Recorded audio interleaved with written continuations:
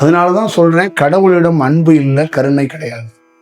பியூரா காலத்தை உணர்ந்து யாருக்கு என்ன பண்ணணுமோ அதுதான் பண்ணுவார்.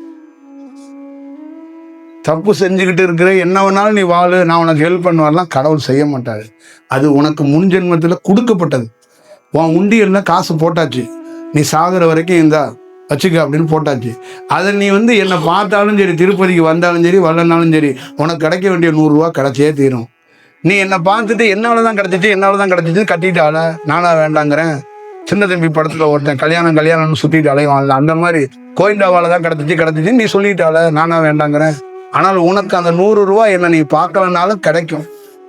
அது ஆல்ரெடி பிக்சடு, அதை புரிஞ்சுக்கும்.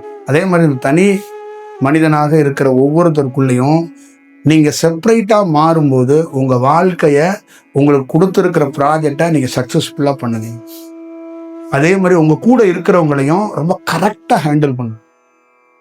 கொஞ்சம் கூட அவமதிப்பு பண்ணாம அந்த உயிரை சரியா வழி நடத்துது. கணவன், குழந்தை எல்லாம் சுத்தி இருக்கிறவங்களாம் எப்படி பார்ப்பீங்க? உண்மையா பார்க்க ஆரம்பிச்சு. அப்ப அதுக்குள்ள என்ன ஆகும்? அந்த வாழ்க்கை கிளாரிட்டியா மாறிடும். அப்ப இறந்தவங்களுக்கு அழுவக்கூடாது, சடங்கு சம்பிரதாயம் செய்யக்கூடாது, சரணாகதி அடையணும்.